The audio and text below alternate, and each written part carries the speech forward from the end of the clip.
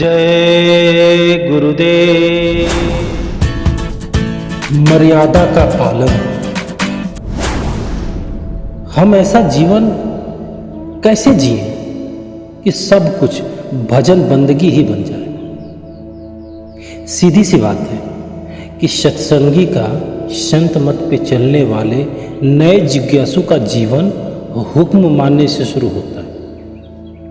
अगर हमें सद्गुरु की हिदायतों पर अमल ही करना था तो हमने नामदान के लिए अर्ज क्यों लगाई। स्वामी जी के वचन याद रखने योग्य हैं। वक्त के सतगुरु के हुक्म में रहना ही सब बातों का खुलासा है। हुक्म में रहने के लिए पहला कदम इस सादी सी हिदायत को मानना है, चाहे मन लगे या मन ना लगे, कोई नतीजा मिले चाहे कोई नतीजा न निकले, लेकिन रोज भजन बंदगी करनी पड़ेगी। अपने शिष्यों से मिलते जुलते संत सतगुरु हमेशा ये बात कहते हैं कि तुमको जो काम दिया गया था तुमने किया कि नहीं, उसमें कितनी तरक्की हुई, इसका हवाला आप मत दो। आपको जो हुक्म हुआ है उसका पालन करो। पूरी तरह हुक्म में रहने का मतलब है कि ऐसे हुक्म में रहना जिससे अपनी चतुराई के अनुरूप कोई काम न करो। ऐसी सोच शरणागत जीवन की शुरुआत करती है। हालांकि सच्ची शरण एक ऊंचा आदर्श है और शायद हम सोचते हैं कि यह अवस्था आगे जाकर कभी न कभी हम हासिल कर लेंगे। फिर भी हर रोज भजन सिमरन में बैठने से उसका असर पड़ता है, जीवन आदर्श बनता है और आदर्श भरा जीवन एक दिन इस ऊंचाई पर पहुंच जाता है कि आप अनुसरण करने योग्य बन जाते हैं। पूरी तरह हुक्म में रहने का यह नजरिया हम अपने जीवन में सभी कार्यों में अपना सकते हैं।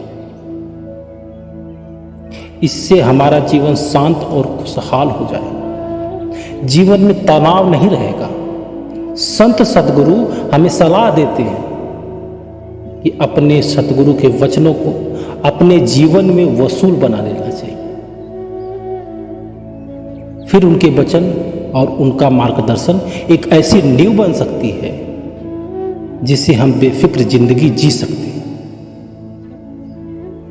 यह एक कार्य बिना किसी किंतु परंतु के सतगुरु के उपदेश का पूरी तरह पालन करना है। इसमें सभी कुछ आता है। इसमें हम बदलने की भावना को छोड़कर बदलाव लाते हैं। लोगों से द्वेष की भावना छोड़कर माफ करना सीखते हैं। स्वार्थी होने के बजाय नेक दिल बनते हैं। हमारे अंदर दया भाव पैदा होने लगता है। दुखी होने और शिकायत करने के बजाय अंदर से संतोष आने लगता है। संत के प्रति समर्पण करने से पापी भी संत बन जाता है। हुक्म में रहने से हम शिष्य के रूप में हमेशा बेफिक्र खुश रहने लगते हैं। जरा सोचो, किसी तरह सभी संत सतगुरु ने यही कहा। उनके सतगुरु जो आदेश देते रहे बिना किंतु परंतु वो मानते रहे। सतगुरु अपने आप को सिर्फ एक सेवादार के रूप में देखते हैं जो अपने सतगुरु द्वारा सौंपी गई जिम्मेदारी निभा रहे हैं। इसलिए उनका चरित्र आदरणीय है। ऐसा कहा जाता है कि समर्पण करना इस दुनिया का सबसे मुश्किल काम है, खासकर जब इसकी कोशिश की जा रही हो कि सर्वोपरि हम खुद हैं और इसी की होड़ मची हो जीवन में। लेकिन जब समर्पण हो जाता है तो यह सबसे आसान लगता है।